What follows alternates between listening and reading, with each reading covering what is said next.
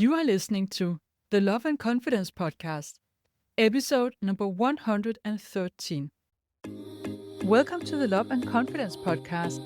If you're a woman who wants to feel more irresistible, have more fun, and create deeper and more authentic connections, this podcast is for you. I am your host, certified life coach Lærke Nielsen, and I help you become the best and most confident version of yourself so you can attract the love life you desire.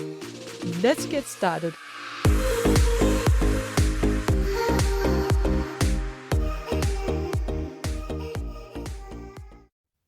Hey there.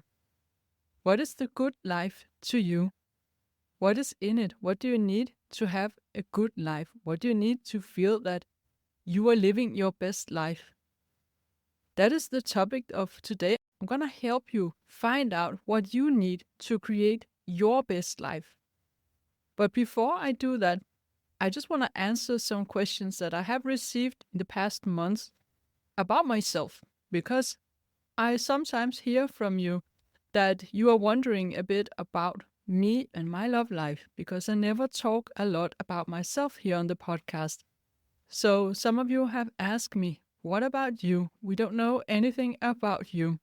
And so you can actually hear my story in one of the early episodes, episode 22. But I do want to give a little update here, or a recap for those of you who haven't listened to the early episodes. So I am still in a relationship, and my partner is French, and I am myself Danish, but I've lived in Paris for now 6 years. And my partner, he is 3 years younger than me, and he is 1 centimeter shorter than me. And I'm mentioning this because I know a lot of you out there get a little bit too hooked on this question about the height. I actually didn't know that he was shorter than me before one day we stood up next to each other and he asked me, how tall are you? And we realized that he was actually a little bit shorter than me. I thought we were the same height. Anyway, I met him when I was 51, and that was after having ended a long-term relationship when I was 49 and spending a couple of years of dating on and off and sort of establishing my new life here in Paris, plus going through a pandemic, as you all remember. And I am now 55. So when I first met him, I thought he was very fascinating and interesting. I was very curious to get to know him. And I thought he was very different from anyone I had ever known in my love life, anyone I had ever had as a romantic partner. And I still think so. So we have designed our relationship to be exactly the way we want and that works for us, not considering what people might expect or might think is the normal way of having a relationship. And so we don't live together, and we very much appreciate having both a common life and a separate life. And this is also very normal in many European countries, if you wonder about this, to have a relationship but to not live together and not plan on doing so in the near future, and especially if both are over 50 and therefore not going to build a family together. We like to be very intentional, and we are also very active when we're together. So we sometimes decide on purpose that now we will focus on being more adventurous and trying new things for some months. And I think I can count probably on one hand the number of times we watch Netflix together. We always do something. We almost always go out, and if we don't, then we talk over dinner and very rarely watch anything on TV. And that is something I so much appreciate, because I've been in relationships in the past where we saw each other every single day, and also where we lived together and we kind of ran out of topics to discuss and novelty in the connection. And so we didn't go out much either. Very often we just sat in front of Netflix every evening, which I ended up finding very monotonous. So I prefer not spending every night together and then doing something meaningful when we're together. So we go out to cultural events, we see exhibitions, we try new restaurants or the old ones that we haven't tried yet. Paris is a big city, and if you're good at finding the places and the events, which he is really good at that, It is endless what you can do, and there are so many new galleries and new exhibitions and new shows, and especially modern dance that we very much like, and other cultural events and places to visit. We also often take a trip outside of Paris, either just for the day, for instance, to visit a chateau. Again, one of the things that you find in abundance here in France, or to go for a hike somewhere. And recently we went on a 2-day trip to Orléans, which is the south of Paris and is famous for Joan of Arc or Jeanne d'Arc, who liberated the city from the English back in 1429. And that was a very interesting experience. I think it was so cool to experience a city where the hero is a woman, actually is a young woman of 17 years riding a horse, and that you see everywhere in the city. And she's still very much celebrated. They have a 10-day city celebration every year where they celebrate Joan of Arc.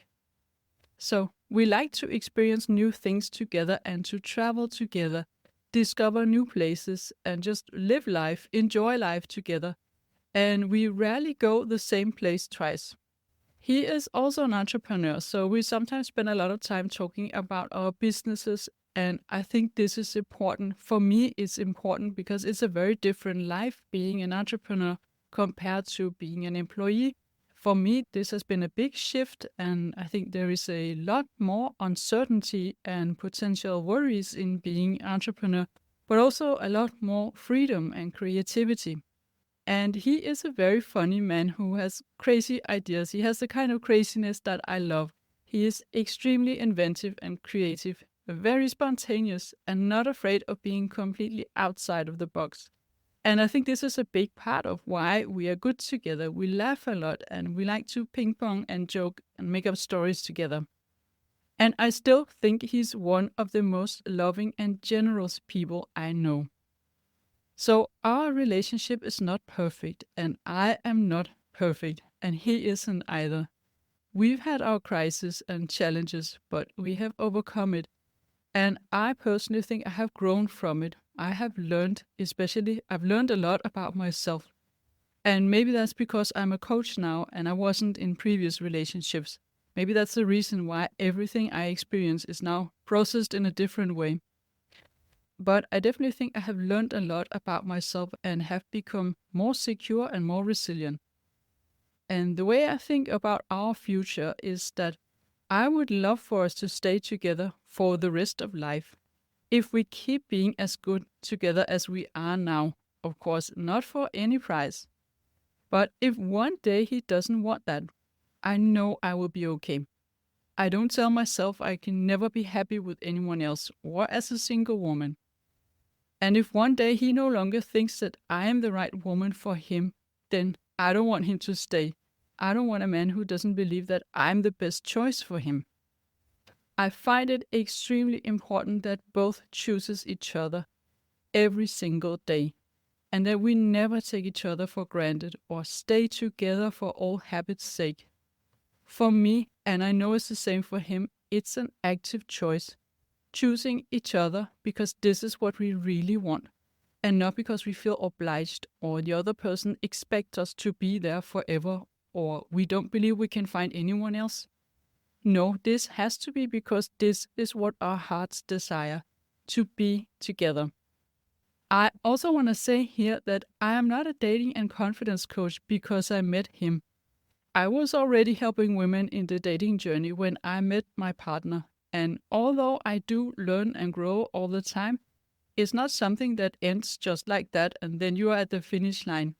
It's not only what I've learned by meeting him or in my relationship with him that I use in my coaching. I actually rarely use it. It does happen sometimes if I feel it can help a client, but I don't claim that the way I met him is the only right way to meet someone and that I have sort of cracked the code that I'm now teaching other women to crack as well. Because we are all different and we each have a different code to crack. And because I have been a coach for a while and because I have cracked many codes in my own life, I can help you crack your code as well. But I'm not claiming that it's the same recipe or the same process that we all have to go through. We are all different. And if there's one important message that I have learned in all my relationships and through heartbreaks and pain throughout the time, is that the relationship you have with yourself is the most important of all. Your confidence in yourself, your inner self-talk, your ability to have difficult conversations without making everything mean something bad about yourself, your ability to express your thoughts and feelings, and your ability to create a happy and fulfilling life outside your relationship. That is the most important thing in your life and in your love life, because this will help you to not get attached in a dependent way, so that you know you will be okay if your relationship doesn't work out, and so that your relationship is not what gives your life meaning and your only source of joy. Of course, you can feel that it does give your life meaning, but it shouldn't be the only thing that brings meaning and purpose to it. You want to have a fun and exciting and purposeful life that balances you out and makes you resilient, and also makes you a more interesting partner. And it's the last thing here that I'm going to talk about in this episode. The only thing that you need to work on to attract love is to live your best life. Now, I say it as if this is one thing, but I do feel convinced that living your best life, having a really good life, it doesn't exist without confidence. So we can say that confidence is included here. You need to have confidence to be able to live your best life. And back in episode 98, I break down confidence to 3 components. It's the thoughts you have about yourself, your perception of yourself. It is the willingness to feel any kind of feeling and not let it stop you. And it's your commitment to yourself, your self-trust and self-belief. Those are the 3 components that I call confidence. And this is all valid, of course, but what does it look like when you have a strong confidence and an exciting life? What is really in the good life? Of course, this is very individual, what you need to feel that you're living your best life. But I think there are some basic elements that we can pull out and that most humans need to thrive and feel alive. And I have identified 5 elements here that I'm going to walk you through. Now, the first one is what I already talked a little bit about, and that is your relationship to yourself. You cannot have a good life. You cannot live a fulfilling life if you're constantly criticizing yourself. If you have a lot of negative self-talk, or if you feel shame about who you are, it's not possible to live your life to the fullest. And you also want to be committed to yourself. You want to be your own best friend. And you can look at it like this. You want to clean up all the negative stuff. You want to clean out the negative thoughts about yourself. And then you want to find the positive one. You want to really polish them and empower the part of you who actually can see your own value. Start by making a list of all the things that you feel either ashamed about, you feel vulnerable about, you don't want to share with anyone, you want to hide, you are not proud of them. Make a list of all of them and then go through them one by one and choose to either rephrase and embrace them, accept them as part of who you are, or decide to change them. And I don't mean change them just like that, but just decide, okay, this is something I'm going to work on. I am a human being. I am a work in progress. Be okay with being on a journey. No one is perfect. So already here, when you know everything that you don't like about yourself and you have divided them into the things I'm going to accept and the things I'm going to change, you already have cleaned up a lot of your negative self-talk. You also want to forgive yourself for past mistakes. Do you have stories in your past that you feel ashamed about? Do you carry something where you think, oh no, this just proves that I'm a bad person, or I can't figure out this thing about love and relationships and so on? Forgive yourself for that. Forgive yourself for what your past self did, because most of the time we act based on what we know at the time. So you couldn't know better at the time, or there was something putting you in a specific situation where you feel pressure to make a decision that at the time felt right, but now you can see it wasn't. Maybe you would have done differently today, but you need to forgive your past self for making these decisions and then learn from them.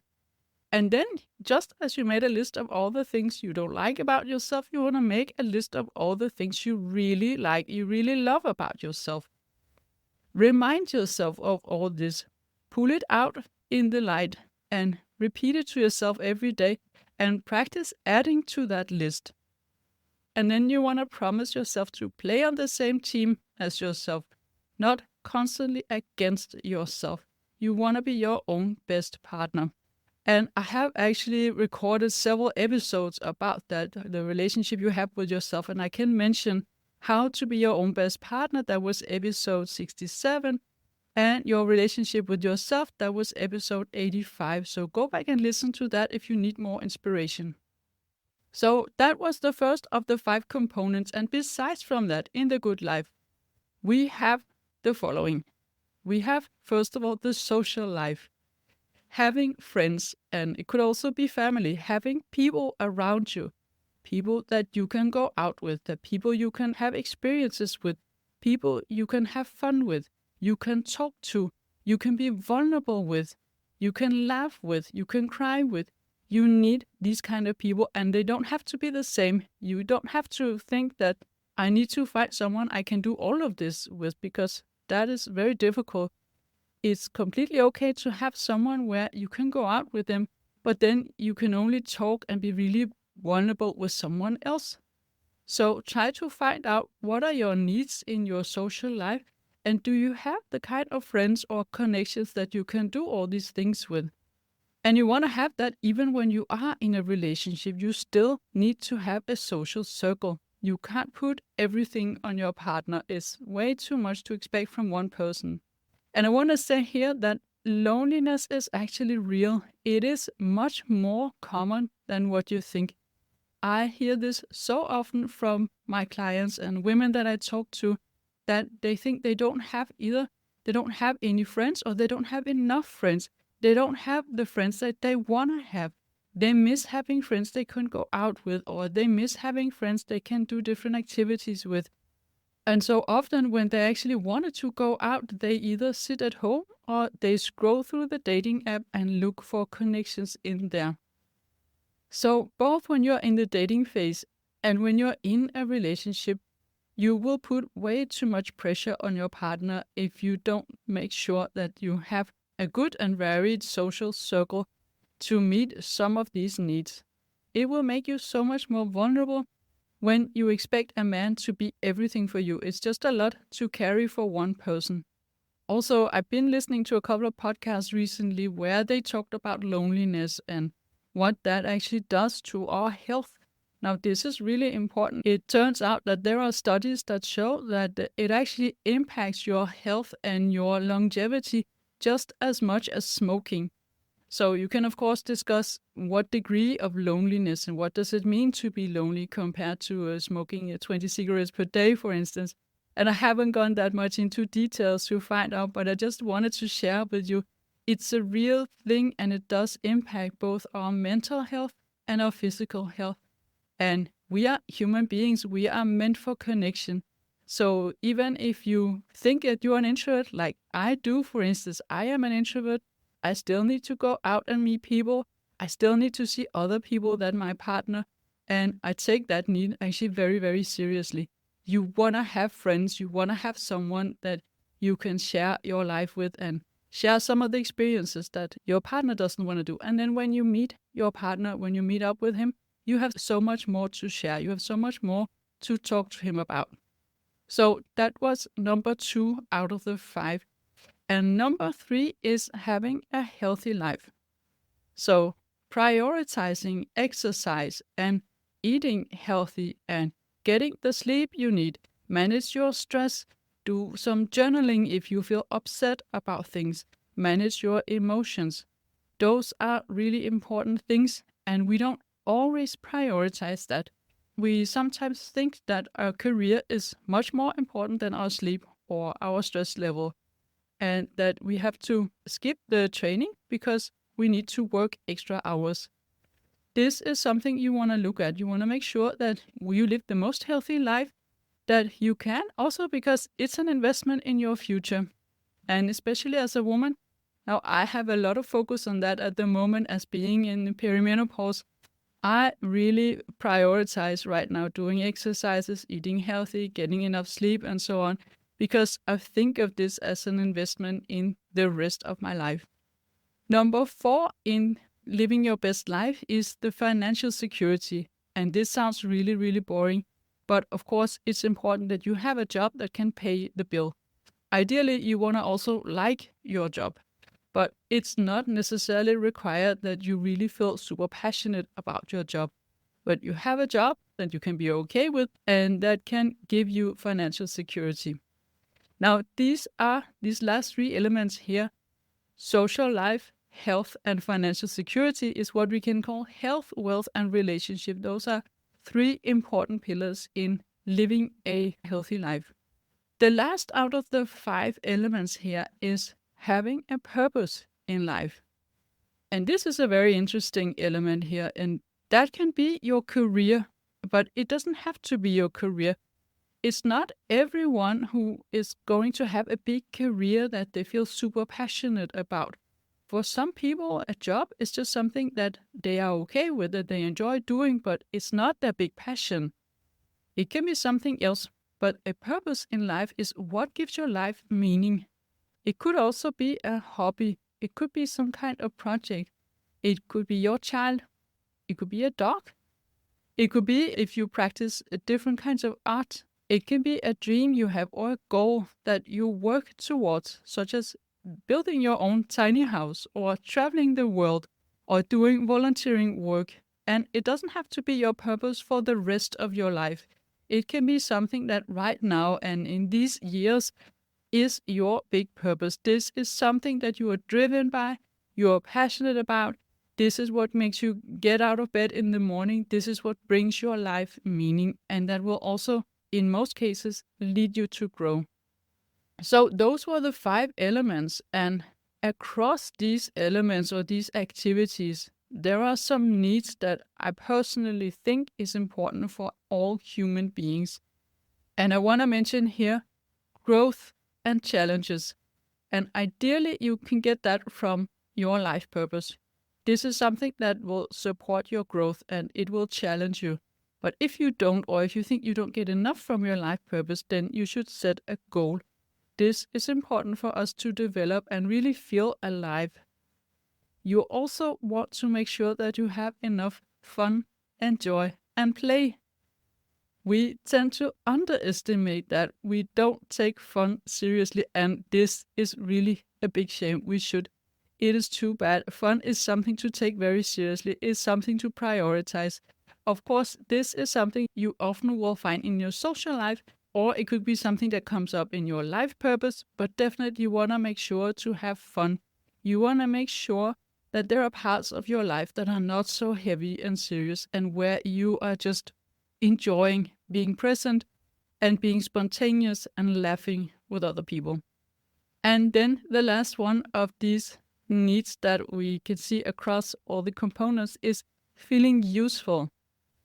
I think this is important, to do something in life where you feel useful, and this will connect you to other people, and this will reinforce your sense of self-worth. And again, you can have a job that you don't consider your life purpose and that you are just okay with, but not necessarily passionate about, but that gives you the financial security and where you get the feeling of being useful. Most people like to feel useful in whatever they do. And of course, it could be a job, but it doesn't have to be a job. It could be taking care of someone else, doing something for other people is a very efficient way to feel useful. So volunteering, for instance, could be a good way to meet that need. So this was a lot in one go. And what you want to do now to try to find out, how do I get to the place where I feel I'm living my best life? You want to sit down and ask yourself the following questions. What is a good life to me? What do I need to have in it? And then you will go through the 5 elements like this. Am I happy with my relationship with myself? What are the thoughts I have about myself? And do I want to change that? Am I happy with my social life? Do I want more friends? And how can I meet new people that I can connect with? And what about my health? Do I feel calm? Do I sleep well? Am I prioritizing exercise and healthy habits, or do I want to change something? And the financial situation. Do I have enough to pay my bills every month? And do I spend money in a way that feels aligned with my values? Do I want to save more? Or do I want to allow myself to spend more? Do I want to find ways to make more money so that I can do some of the things I really dream of? And then when it comes to your purpose, you want to ask yourself, what brings my life meaning? What makes me get out of bed in the morning? And if you can't answer that, then what could be some steps to take to go and find that purpose? What could be some things you want to try out?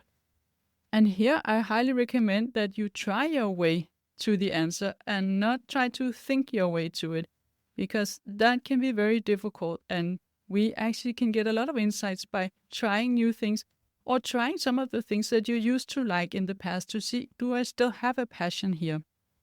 So it might seem strange as a dating and love coach to talk about all this, but these are the things that if you have all this, and if you love your life and you are confident and you put yourself out there, you will automatically attract someone who's also empowered and living his best life. So living your best life, making sure you have a fulfilling and fun life, it is so important for you to attract a healthy relationship, not feeling attached, not feeling dependent, not going through the big roller coaster of emotions, and not ending up in heartbreak after heartbreak, because it almost feels like your world is falling apart when someone leaves you. Having a fun and fulfilling, purposeful life, it is key to your love life. So that is all that I had for you today, and don't forget, no matter if you are single or not, you are loved, you are worthy, and you are important in this world. So have a wonderful week. If you like what you're hearing on this podcast and you want to get support from a coach on your love journey, I invite you to book a free consult call with me. You will find the link in the show notes. And also, don't forget to subscribe, and I would love it if you would rate and review this podcast, and then you'll also help other women find it.